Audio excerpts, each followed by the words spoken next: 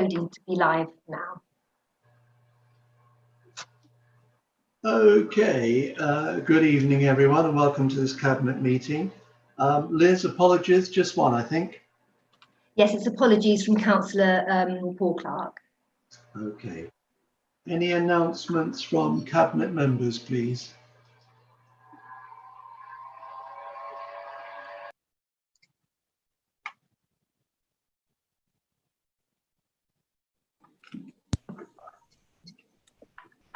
Can I speak, Leader?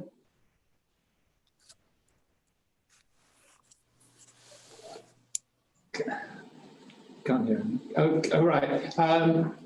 Just two items. One is I would recommend everybody who can, from members to the general public, please go to the Capitol. They're doing an amazing job there to make it feel safe, and they've refurbished it.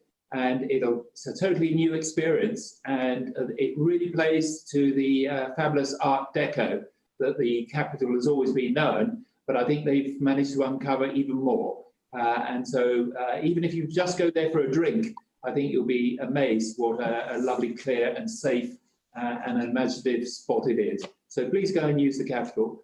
The other thing is just to bring you up to speed on the Warnham Discovery Hub. It's going along amazingly well, and it's looking magnificent at the moment, and hopefully it's going to open sometime in October, and it will really complement our ambitions for Warnham Nature Reserve going forward. So I'm really pleased that that is looking so good. Thank you, Leader.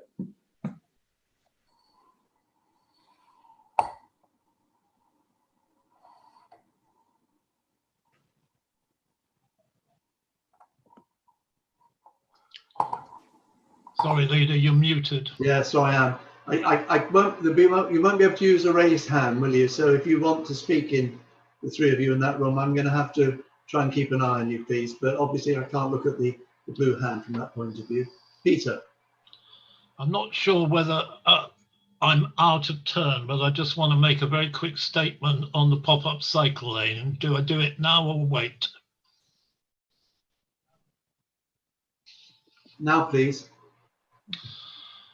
You've all seen the 150,000 letters in the County Times. I just need to stress what this pop-up is and what Horsham District's Council part was in it. Right at the start in lockdown, the government made monies available to county councils for interim pop-up schemes, and this is called Tranche 1. Horsham put a number of schemes in, and the one that was actually selected was running from the Sainsbury's roundabout either side of Albion Way to the Bishopric. And that was supposed to be in place immediately after lockdown when traffic was light. Unfortunately, nothing happened. We then got another scheme, which we had not been consulted on, which extended these lanes right round to now Madeira Avenue. And the one to the south, which is the one that runs from the Brighton Road through to Sainsbury's, was a bus lane as well. We were unhappy with this and said so. And eventually, with much arm twisting, we got that one, the south side, removed. The reason was that traffic was now building up, and we were very anxious that the fragile structure of our town centre, with shops still not opening and leisure services still not there, would be encouraged. And for that one, we were very worried about the tailback that would basically cut off both the Piraeus Place and the Swan Walk car park. And the County Council agreed. Later on, we were still worried. We had a go at trying to stop the other side as well, but the County Council wouldn't have this because they felt that the money they were going to get from DFT would dry up. It was brought in with no notice, because the last piece of paper that we got said what the subject was, but didn't give a start date and end date. And it appeared on Sunday of last week, I did a complete safety survey of the whole route and found significant shortfalls, especially the protection of cyclists from traffic turning left. I produced a report which went out on Monday, and officers are trying to push the county council to get these safety measures in place. The scheme is still not complete. The white lining hasn't been done and some signs are. Initially, there was some fairly heavy traffic jams, but I've done a survey each day covering round about 8:30 through to 9 o'clock and 16:30 through to 17:30, and I have not seen a jam. In fact, being rude, the traffic is flowing better than it was prior to the introduction of the lane. We don't know how long this is going on for. We're not very happy about it. I just want to make it quite clear that this is not something that Horsham District Council has approved. It's a county council measure only, and we're trying to put some of the worst aspects right. Thank you, Leader. Thank you, Peter. Any other cabinet announcements, please? Right, okay, thank you. That's the end of cabinet announcements. There's no comeback on cabinet announcements, Ruth. I think that's what we're trying to do. Okay, the next item is public questions. And we've got one public question this evening from Mr. Koniski, who's just joining us.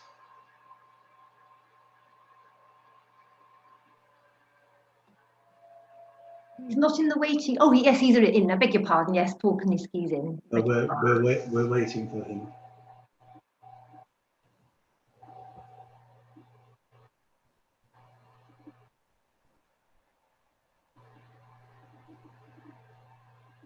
Can you hear us, Mr. Koniski? Yes, I can. Thank you. Oh, right. Okay. Right. Would you like to ask your question, please? Yes, thank you very much indeed for the opportunity to speak. I do appreciate that. I welcome the revised timetable for the local plan review published in the local development scheme, agenda item 10.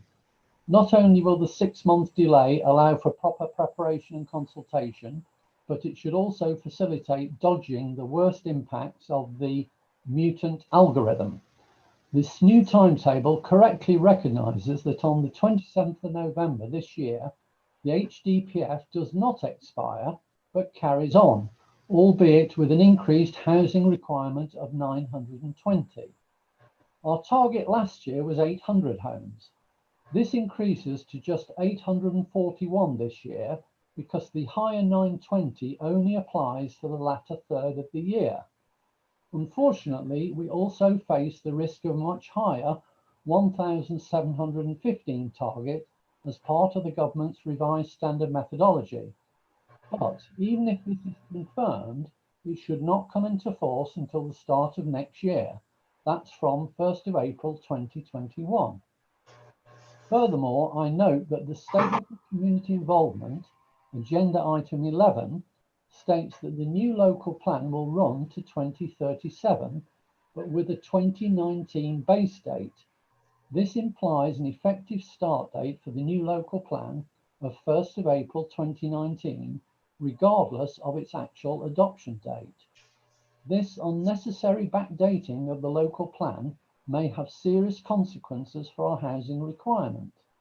With a 2019 start date, a potentially much higher figure will overlay 2 years that currently have annual requirements of just 800 and 841 homes respectively. Please explain why HDC is proposing the new plan start from 2019 and not from 2021, thus unnecessarily raising our already difficult housing target. Thank you. I don't know what you make things our housing target's difficult. I think that may be an understatement. Claire, would you like to respond, please? Yes, thank you, Leader. Thank you, Mr. Koniski, for your question. As part of our work to prepare the Horsham District Local Plan, we need our evidence to look at past, current and future trends in order to understand what we should plan for and include. Therefore, some of our evidence-based studies, for example, have a 2019 start date, which is why we currently have 2019 as our local plan start.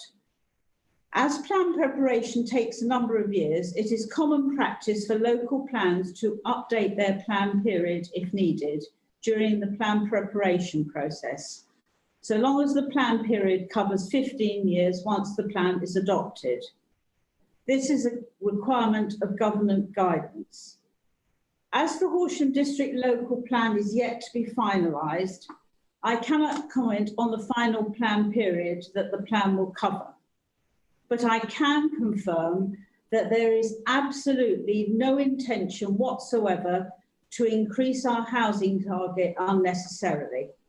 I hope that answers your question.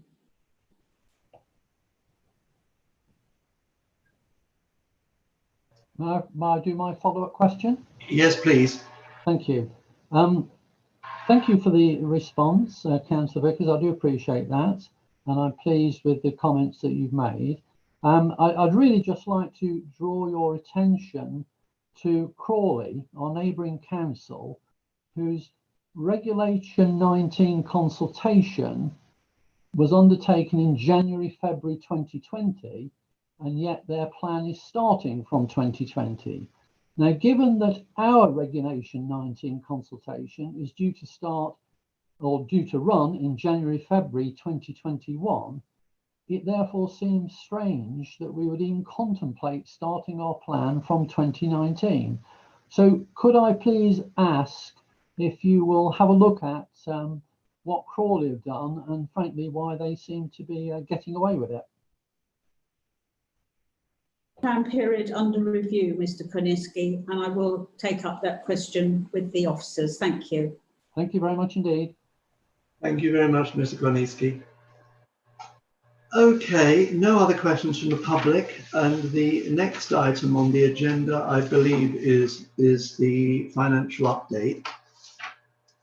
All members would have seen the latest figures financial update, and it is the intention that they should be constantly kept up to date with the financial position, because quite clearly it's quite serious compared with the situation we found ourselves in previous years. The report forecasts an amount of in-year overspend at £5.6 million, and a one-off income from the income loss scheme is expected. A total of just over £1 million in the process of being claimed for the first lost period of income, the 4 months April to July. I don't think anyone needs being told that a considerable amount of uncertainty remains. I think it remains in central government, let alone in local government. And we've had all sorts of announcements and developments, and it looks as though we're going for a second wave, and our second wave may, of course, damage any forecasts or any ideas we've had to try and forecast going forward from there. We've got the announcements by the Chancellor's made today, which is obviously designed to keep people in jobs, but we don't know how all these things are going to pan out, what the effect will be on council tax collection rates and business rates. And of course, the uncertainty persists into the medium-term financial strategy. Work has already been undertaken on what we might do to reduce costs, and this will feed setting into the 21-22 budget. And at the moment, the report estimates this reduction at £1.5 million, which is not enough. And further substantial action is going to have to be taken in order to get a balanced budget.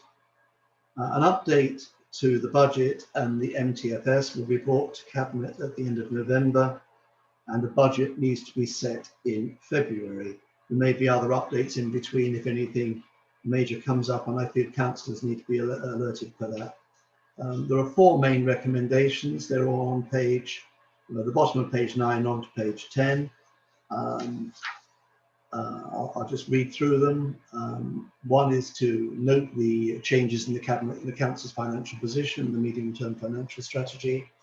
The second is to approve a capital budget of £50,000 for the museum. Now this process is, the museum is closed. It is hoped that at some point we can open the museum. Meanwhile, we are clearing out the barn that's there and refreshing displays. There have already been cost reductions at the museum, and basically I think that we're going to find it's more than self-financing to pay that money now. We're also wanting to approve a £125,000 capital budget increase to help or refurbish Henfield Library car park. This addresses a problem with the foundations. If we do less, we will not address the problem. It will cost us more in the long term. Item 4 is a 4-year, £750,000 scheme to deliver supported accommodation for rough sleepers.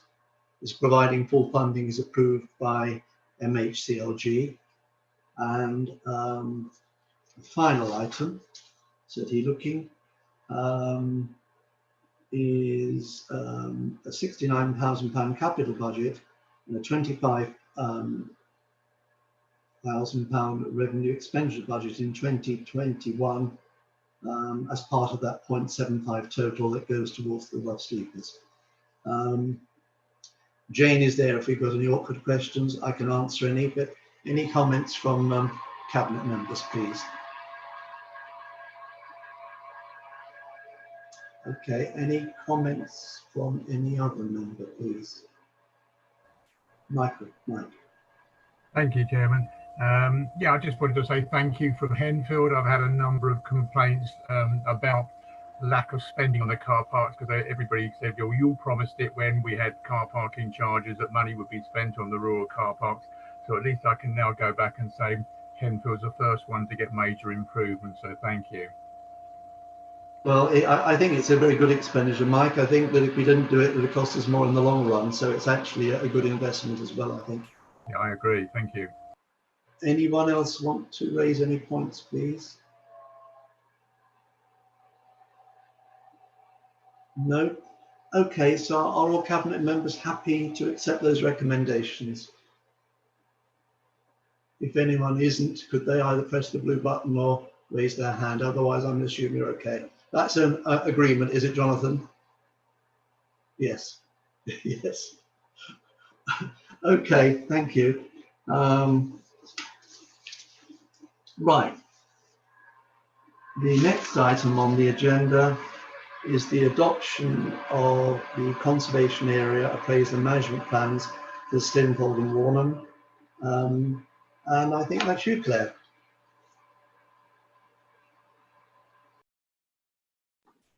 Can you hear me?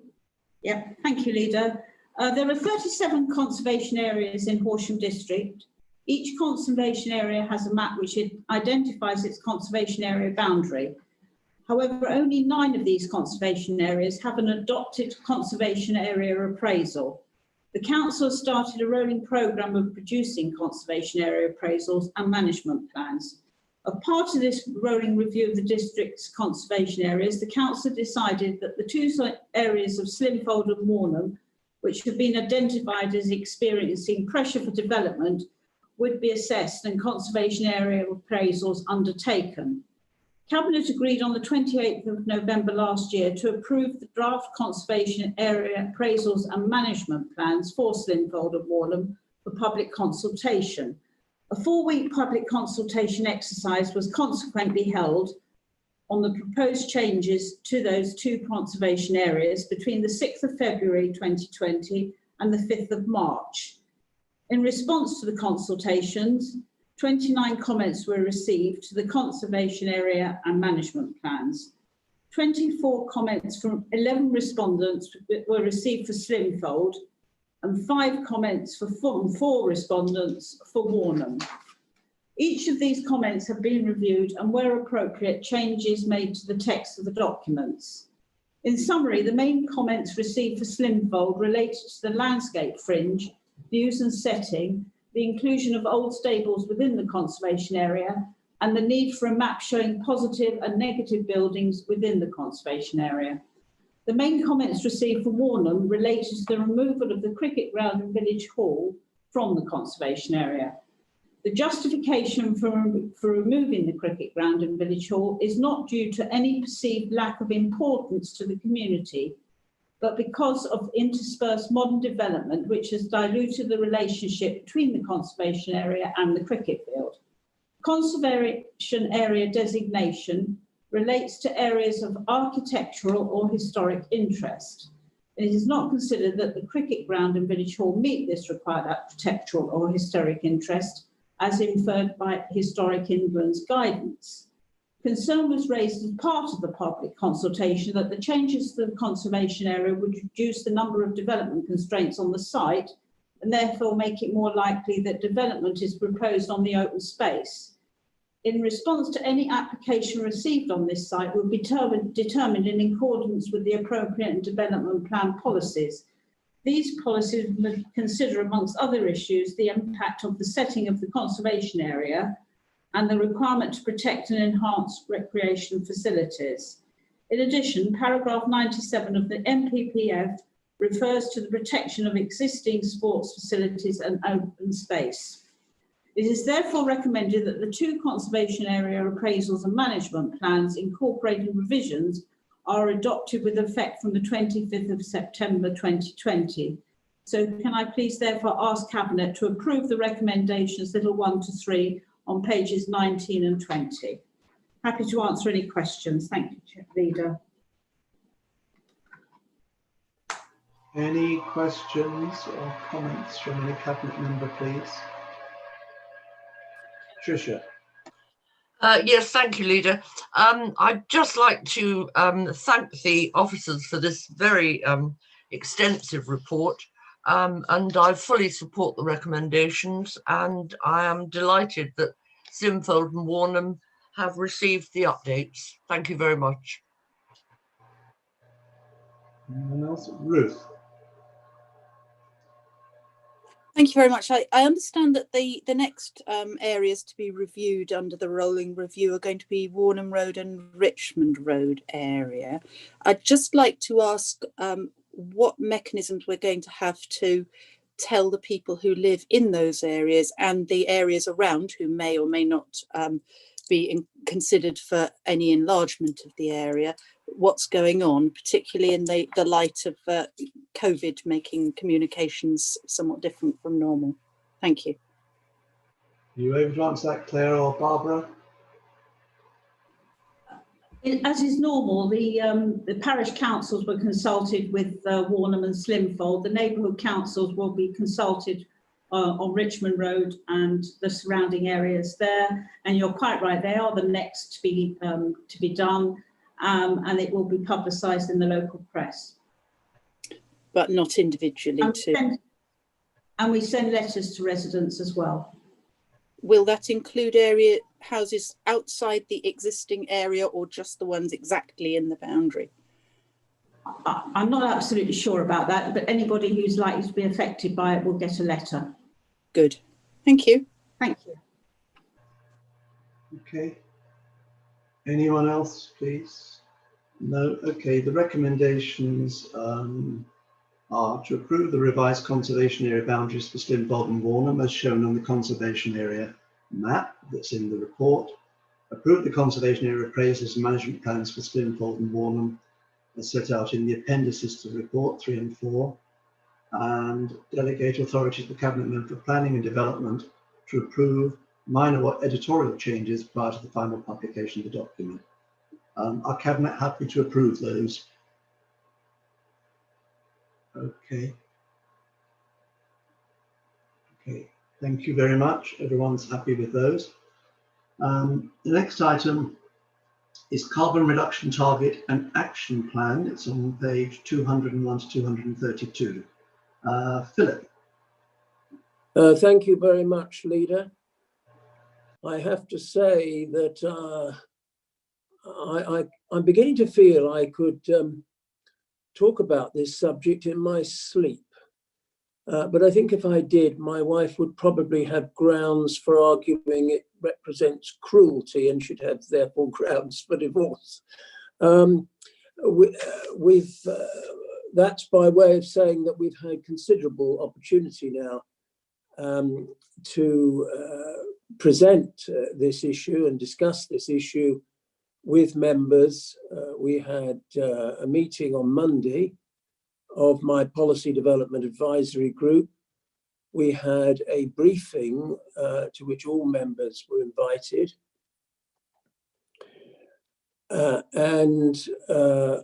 So we've had PDAG, O&S looking at this. Although one or two questions were raised, there was no fundamental objection raised to the report, the proposals in front of Cabinet today.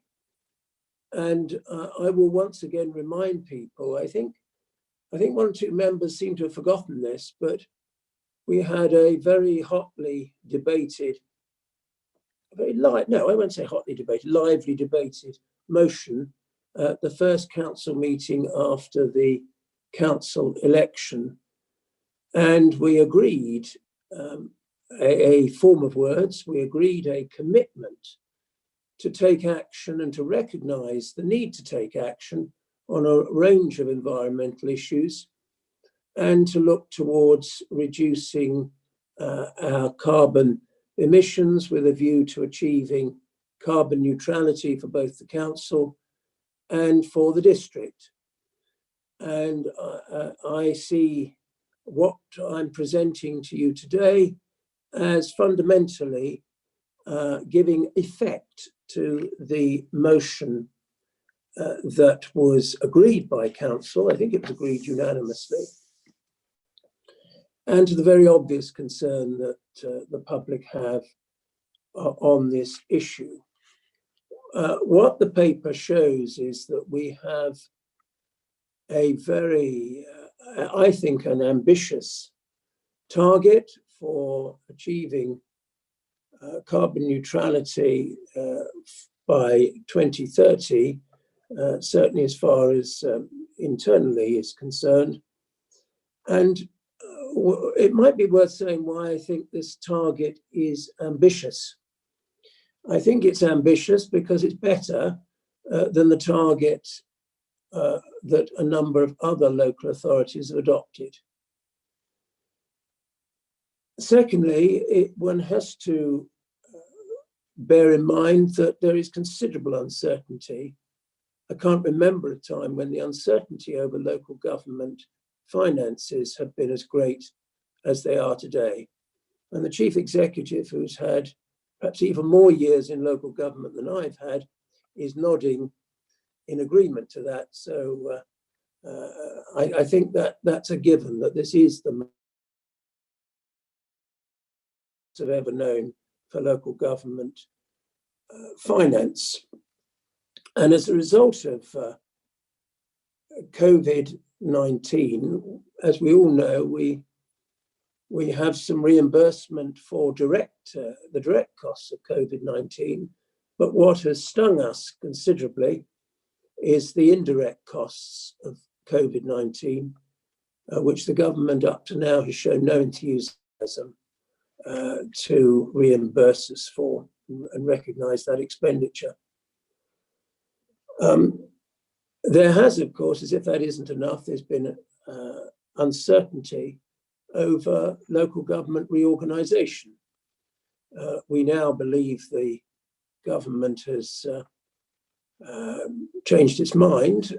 Certainly that's the implication from the various webinars, I think that's the technical expression that our leader has taken part in, that the government, despite forecasting that its white paper would point towards a massive reorganisation of local government, they now look as if they're not quite so enthusiastic, and the slant of the white paper will be rather different.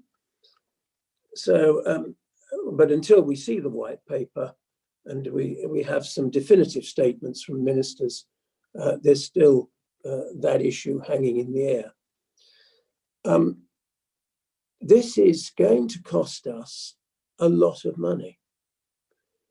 I think it's some members have just woken up to the fact that when local authorities do things, it costs money.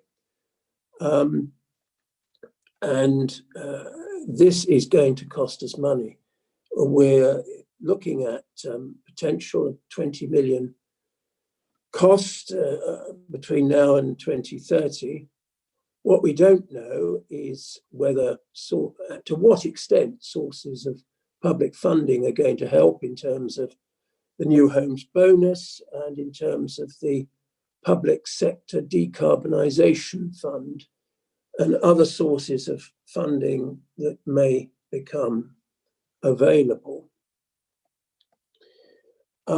What we've tried to do, Leader, is to come up with a plan that is ambitious, but also realistic.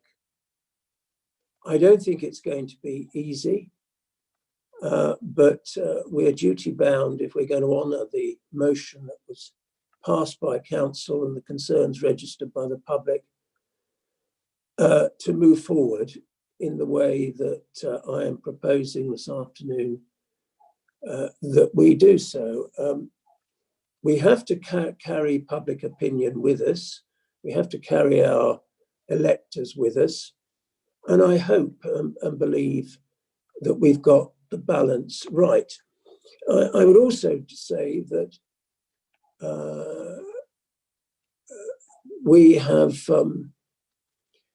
we've got here targets and proposed expenditure that cannot, by its very nature, set in concrete. Councillor Croker said to me he was so delighted it's not set in concrete because the Green Party regarded concrete as probably one of the most unenvironmentally friendly materials that had ever been invited. But the serious point here, but the serious point is that this will be constantly reviewed every year as part of the budget process. We'll be looking at what we are proposing, looking at the expenditure. That's why it's part of the budget process. Now, I've not asked Helen to give a full presentation because I know we've got quite a lengthy agenda. But Helen, I believe, is going to very briefly summarise the technical aspects of this paper before we lay it open for any discussion. Thank you, Leader. So if I can call on Helen, if she's available, which... She is. Yes, good. I am indeed. Hello, Helen. Hello, thank you, Councillor Philip Circus, thank you. Yeah, I'll keep this very brief. Basically, in terms of the reports, we worked with a consultant who used our 2018-19 carbon footprint information to help us to understand the type of target that we should set. And also they set out some suggested actions that we could take forward over a considerable length of time. Basically, what the report concludes is that we take forward the recommendations from the consultants. So there's two targets in terms of carbon neutrality. One of them relates to the emissions that are within our direct control. So that's primarily the fuel that we use in our fleet vehicles, the refuse vehicles obviously being one of the largest parts of that, and also the power and the heat for our operational buildings. That recommends an aspirational target for those to be carbon neutral by 2030, which Philip has pointed out is a very challenging target. And unlike a lot of other local authorities, we are also setting a target for those emissions that are outside our direct control. And that primarily relates to our leased buildings and also for our supply chain. So that's where we procure goods and services. And that's a carbon neutral target for 2050, which reflects the national targets. The other main aspect of this report is a short-term action plan based on some of the recommendations from the consultants, but just so that we can actually start to move some things forward quite quickly. It's an 18-month programme, as I say, as an appendix to the reports, and it enabled us to do things like get more information in terms of what it will cost to retrofit some of our main buildings, because the information that Philip gave you in terms of costings is very much at a high level and wasn't based on very detailed information. So that will give us more information moving forward for members to make decisions. It also does things like lay the ground in terms of some training for staff and things like that. So that's the other main part of the report. Thank you. Thank you, Helen. Thank you. Over to you, Leader.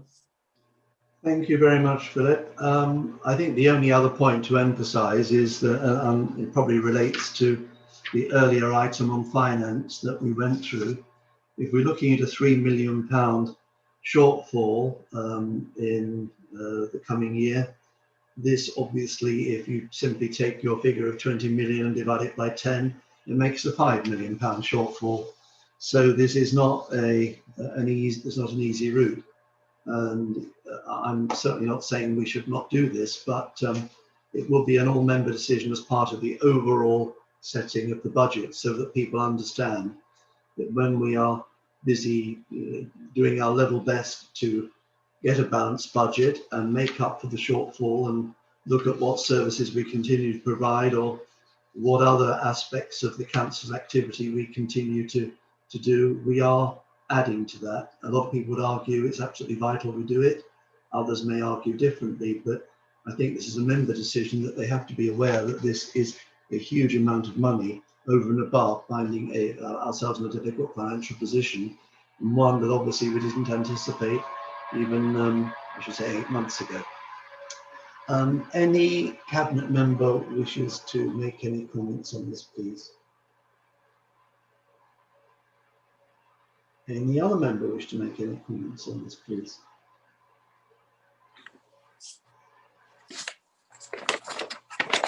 Right, Philip, do you want to just, well, I'll take the recommendations.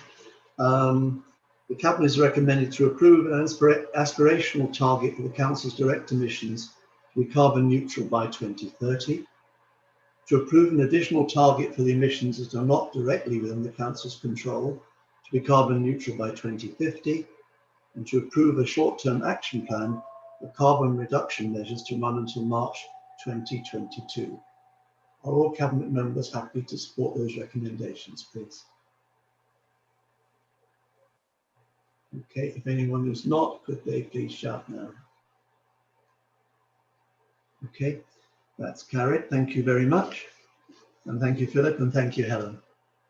The next item on the agenda is the community lottery. A report from the Cabinet member, Tricia. Yes, thank you, Leader. Members will recall that the Horsham District Lottery was launched in July last year, and the first draw took place in September. The recommendation to Cabinet giving approval to start the lottery was on the strict basis that this should be a one-year trial. The current report sets out how well the lottery has operated over the last year. It is run in conjunction with Gatherwell, an external lottery management company, who provide expertise in operating the lottery and oversee the day-to-day running of the scheme. This includes the website, as the lottery is run online. Local good causes that want to be part of this initiative register on the website. Players also generally purchase their tickets online. They can choose to nominate the local good cause, which then receives 50% of the value of the ticket, that is 50 pence per ticket. The council also receives funding that will be distributed to local community groups, clubs, or to support community events. Over the last year, irrespective of the pandemic, the lottery has been a huge success. There are just over 18,000 ticket sales per week, and 970 people play the lottery weekly.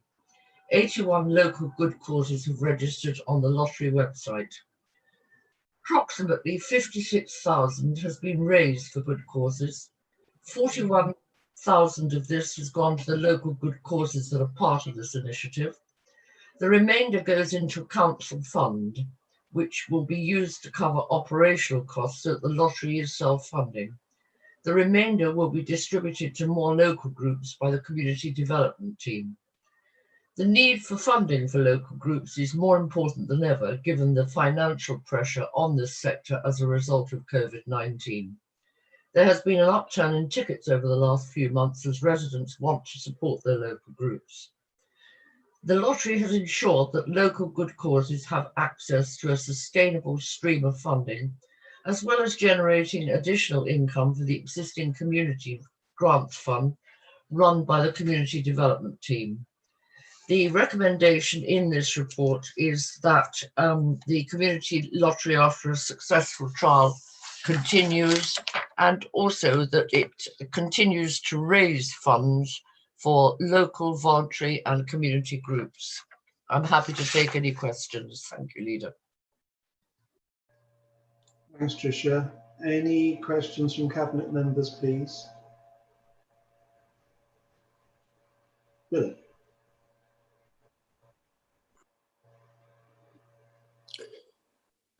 I don't know who might be able to answer this, or whether we indeed know the answer. I just wonder what effect the national COVID-19 crisis, the international crisis, has had on participation in lotteries generally. It's difficult, of course, to judge that against this, our own lottery, because obviously it hasn't been in operation long enough to have a track record that would enable us to make comparisons with previous years. But I just wonder whether we know what effect the COVID-19 crisis has had on lottery participation generally. Some of you will remember when we launched this scheme, which I support, I nevertheless expressed concern that this sort of lottery is what you might call the soft end of gambling. It is gambling because it's covered by the Gambling Act, and therefore it's the soft end of gambling.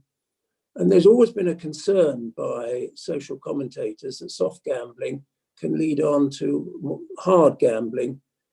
And of course, the danger is that people who, some people in our community who are facing unparalleled financial difficulties might see participation in gambling as something that's quite tempting or more tempting than normal. So I've always been concerned about the social aspects of gambling and its effects. And I just wonder whether we have any general idea about what the crisis we're going through, what effect that's had on participation in lotteries generally. Helen seems very keen to answer the question. Who does? Oh, does she? Go on then, Helen, off you go. Well, I don't want to cut across you, Tricia, if you wanted No, to please do. answer the question. Yes, I mean, I'm not as involved in this project as I used to be, in terms of, obviously I was involved with setting it up, but just having read the Cabinet reports, it seems to me that the officers that wrote the report are suggesting that take-up did increase actually during lockdown, primarily because people recognised that they wanted to support their local groups. And Philip is absolutely right, moving on to the issue around the gambling. It is a form of gambling, that is why it is covered by the Gambling Act. But nevertheless, the studies that have been undertaken for this type of gambling, very, very few go on to, I think it's only about 2%, but nevertheless, for those individuals, that's still very difficult. There are checks and balances in place in terms of the lottery and the way that it's set up. So officers receive regular reports, they can monitor the ticket sales, and anybody that they feel is purchasing too many tickets, there can be interventions made. Okay, Trish, did you want to add to that at all? Well, Philip, does that answer it really? I understand where you're coming from, but I think that perhaps in this particular instance, as far as our own lottery is concerned, it's very much the fact that communities have wanted to pull together and help each other, and we'll see what the result is next year. But I have a feeling that having established quite such a good core of people that that actually play the lottery, it will continue to go from strength to strength. Plus, because it's local causes, obviously word gets round and local people know the causes it's effectively helping. As far as nationally is concerned, Philip, I'm afraid I don't have the faintest idea, and I don't know whether Adam does or Helen does, but I certainly don't have an overall opinion or information nationally. Okay, thanks very much, Tricia. The only thing I'd say in response to that, thank you, Trish and Helen, is that we must never forget that gambling destroys people's lives and ruins people's lives and destroys their marriages and can have some very adverse consequences for people. And we also know that soft gambling leads on to hard gambling. So I would just make the point that we need to have that in the back of our mind, whilst we're congratulating ourselves quite rightly on the good work that this is doing, the benefits this is giving to a lot of worthy local causes. I think that the potential adverse social effects of gambling should always be at the back of our mind. Thank you, Leader. That was done in a truly Churchillian way, Philip. Thank you. I've got a question either from Claire or from Jonathan or from Adam. I don't know. Very briefly, it wasn't a question, it's just a statement, Leader. Thank you. I just want to congratulate the Cabinet member and the officers involved in setting this up. I think 18,000 tickets in a year sounds quite considerable, and 970 players. I'm not a gambler myself, but I am signed up to it, and I haven't yet won anything. But I do think going for good causes, giving any way of getting money to good causes, especially locally, is something we should be supporting. I hear what Philip says about, gambling and leads on to hard gambling. I'm hopeful that isn't the case here, and I'm pleased to hear that we monitor if people are actually making huge contributions. So congratulations all round. I support it. Thank you. Okay. Any other comments, anybody at all, please? Okay, Philip, the recommendation, Tricia, the recommendations are continuation of the Horsham District Community Lottery after a successful year one trial, and to continue to raise funds for local voluntary and community groups. Everyone happy to support those, please? Yeah? Anyone who's against that, please speak up now, unmute. Everyone's happy to support that, thank you very much. I think the next three items you're kind of a field day on, Claire, because they're all youth. Horsham District Local Plan, Local Development Scheme, a report from the Cabinet member. Yes, thank you, Leader. All local authorities are legally required to prepare and publish documents which set out the timetable for the preparation of their local plan and other planning documentation. This is known as the Local Development Scheme. The previous Local Development Scheme covered the period between June 2019 and June 2022.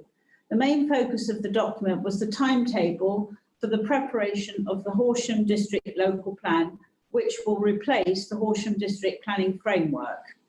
A number of organisations have been affected by the COVID-19 pandemic, and they have not been able to feed into the local plan preparation process in as timely a way as they had hoped.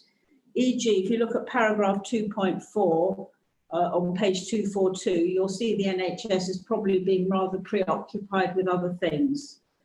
The Local Development Scheme was therefore being reviewed and updated to reflect these changes. It now covers the period from January 2020 to December 2022. In other words, we've rolled it forward 6 months. It sets out the periods where the draft plan document will be published for comment, as well as the dates where the local plan will be submitted to the Planning Inspectorate for examination. It's a timetable and not a planning policy document. To ensure that the Council meets its legal obligations, I'm recommending that the Cabinet agree the publication of this timetable. The documentation will then be made available on the Council's website to ensure that the timescales which are set can be viewed by our residents, stakeholders and central government. I therefore ask Cabinet to approve the recommendation on page 241. Thank you. Happy to... Any questions, anybody, please? Any points they want to make? Cabinet members? Any other member comments, please?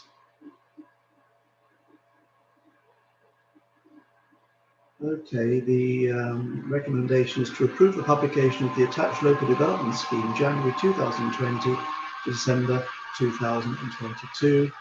Is every Cabinet member happy with those, please? Agree. Anyone who isn't, can they unmute and say so? Okay, that's agreed. Okay, you want again, Claire? The next item is local Horsham District Local Plan Statement of Community Involvement. Thank you, Leader. Me again. Horsham District Council is required to prepare a statement of community involvement, which is normally referred to as the SCI, to set out how the council will engage with its residents, businesses, community groups and other stakeholders and local organisations to ensure that everyone can have a say about planning decisions which may affect them. The current SCI was published in September 2019. As this document is only 1 year old, most of the document is up to date. However, the COVID pandemic has impacted on how this council is able to conduct its day-to-day business. For example, the public consultations that were held by strategic planning staff about the local plan in February this year could not have been possible today. The SCI has been reviewed and updated to make sure that we can continue to consult with the public on planning issues, but that we can do so in a way that takes account of any public health rules or guidance that are in place and keep us all safe. This does not change our commitment to engaging with the public as part of the local plan process. We've also made 2 factual updates. These are an update to reflect the latest government position on the community infrastructure levy and to provide greater clarity on the different stages of neighbourhood plan preparation. I therefore ask for your agreement this evening to adopt the revised statement of community involvement to ensure that the community can be clear about how the planning system works and how we will inform, consult and involve people in planning decisions across the district, including during these highly unusual times. Thank you. Thank you, Claire. Anyone got anything to say? Any questions, anyone, please? No. Claire, do you want to take the recommendations then, please? Yes, thank you, Leader. The recommendations are shown on page 273 to adopt the statement of community involvement and that I, as Cabinet member, have delegated authority to agree minor editorial changes such as typo errors prior to publication. Thank you, Leader. Is the Cabinet happy to approve that? Anyone who isn't, could they unmute and speak up now, please? Okay, that's agreed. And it's you again, Claire, aren't you lucky? Update to building control charges scheme. Yes, thank you, Leader. Building control is a statutory service of the Council and is authorised by the Building Local Authority Charges Regulations 2010 to charge users for certain functions through the publication of a charges scheme. The current scheme has been in place since 2017 and following a review of costs and income in 1920, it was due to be amended earlier in the year. This review was put on hold due to the downturn in the construction market when the country went into lockdown. Now that there are signs of recovery, it is considered appropriate to bring forward the amended charge scheme as presented in the report. The amended scheme is based on a calculated hourly rate as agreed with the Head of Finance and still represents really good value whilst ensuring the service covers the cost of its chargeable functions. The scheme is subject to an annual review and can be amended again when required. I therefore ask you to look at the recommendations on page 307 and to agree the revised charges. Thank you, Leader. I'm very pleased you're seeing signs of recovery, Claire. There obviously have been in building, but let's hope it continues. Any questions, anybody, please? No. Are all cabinet members happy to approve those the recommendation? Recommend to council that the revised charges scheme that's set out in Appendix A is approved. Everyone quite happy? Any cabinet member who's unhappy, can they unmute and speak, please?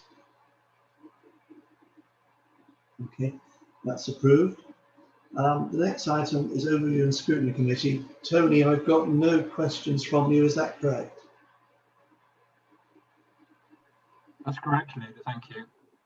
Thank you. So no questions over in scrutiny. The forward plan is on pages 329 to 334.